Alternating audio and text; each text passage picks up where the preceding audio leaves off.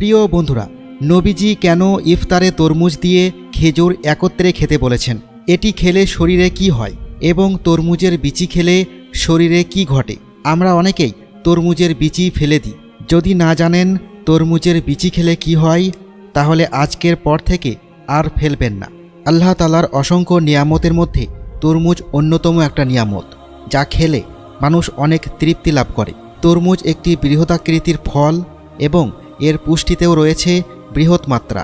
তরমুজের ওজনের প্রায় শতকরা 93% পানি। এতে পানির পরিমাণ বেশি থাকায় তরমুজ পানির শূন্যতা দূর করে।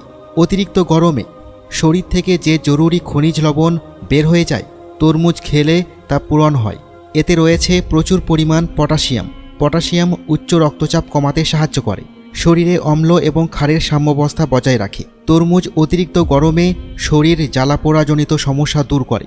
এছাড়াও ত্বকের প্রত্যেকটি বিন্দুতে পানি পৌঁছে যায়। এ কারণে নিয়মিত তরমুজ খেলে ত্বকের উজ্জ্বলতা বাড়ে, চুল সুন্দর হয়। প্রিয় দর্শক, তরমুজে রয়েছে প্রচুর পরিমাণে ভিটামিন এ। ভিটামিন এ আমাদের চোখের জন্য যথেষ্ট উপকারী। গর্ভবতী ও স্তন্যদানকারী মায়েরা নিয়মিত তরমুজ খেলে সন্তানের রাতকানা, জেরোসিস, জেরোপ্যাথেলমিয়া, চোখ ওঠা, চোখের এই সকল রোগ থেকে সহজেই রক্ষা পাবে। তরমুজ গরমজনিত ঠান্ডা লেগে যাওয়া, হাঁচি, কাশি এবং টনসিল দূর করে। তরমুজের অ্যান্টিঅক্সিডেন্ট হৃৎপিণ্ডের রোগগুলো দূর করতে সাহায্য করে। এটি হৃৎপিণ্ডের মাংসপেশিকে শক্তিশালী করে। তরমুজে প্রচুর পরিমাণে ক্যালসিয়াম রয়েছে, যা দাঁত, হাড় এবং চুলের গঠনের জন্য পরিপূর্ণ অবদান রাখে। এতে রয়েছে ফলেট ও আয়রন, যা রক্তের হিমোগ্লোবিনকে শক্তিশালী করে। এটি খেতেও বেশ সুস্বাদু ও প্রশান্তিদায়ক। তাই তরমুজ খেতে পছন্দ করে না এমন মানুষ খুবই কম আছে। প্রিয় দর্শক, চলুন এবার জেনে নিই তরমুজ নিয়ে আমাদের প্রিয় নবী সাল্লাল্লাহু আলাইহি ওয়াসাল্লাম কী বলে গেছেন। উম্মুল মুমিনিন হজরত আয়েশা রাদিয়াল্লাহু তাআলা আনহা হতে বর্ণিত, তিনি বলেন, রাসূল সাল্লাল্লাহু আলাইহি ওয়াসাল্লাম পাকা খেজুর দিয়ে তরমুজ খেতেন। তিনি বলতেন, তরমুজের ঠান্ডা খেজুরের গরম কমাবে এবং খেজুরের গরম তরমুজের ঠান্ডা কমিয়ে দেবে। সুনানে আবু দাউদ, হাদিস নাম্বার 3836। অর্থাৎ খেজুর এবং তরমুজ একসাথে খেলে দুটোর কম্বিনেশন শরীরের মধ্যে যাবতীয় ক্লান্তি দূর করে এবং শরীরকে সুস্থ রাখে, যা রমজানে আমাদের জন্য খুবই গুরুত্বপূর্ণ।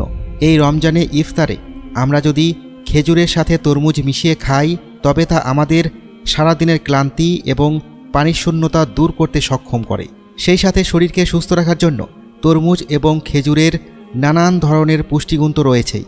তরমুজে সুগারের মাত্রা খুবই কম থাকায় ডায়াবেটিস রোগীরাও তরমুজ খেতে পারেন। তবে অতিরিক্ত মিষ্টি তরমুজ ডায়াবেটিস পেশেন্টের না খাওয়াই ভালো।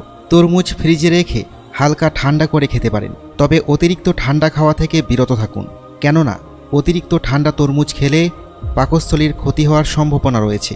হালকা ঠান্ডা করে খেজুরের সাথে মিশিয়ে খেলে খুব ভালো, যেমনটা করতেন আমাদের প্রিয় নবী সাল্লাল্লাহু আলাইহি ওয়াসাল্লাম।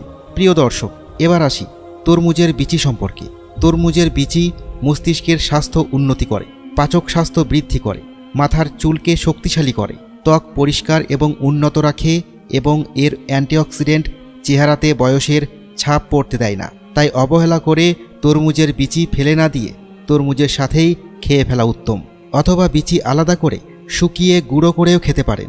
এতে হার্ট এবং মস্তিষ্ক সুস্থ থাকবে। প্রিয় দর্শক, এই রমজানে প্রতিদিন ইফতারের খেজুরের সঙ্গে তরমুজ অবশ্যই রাখবেন।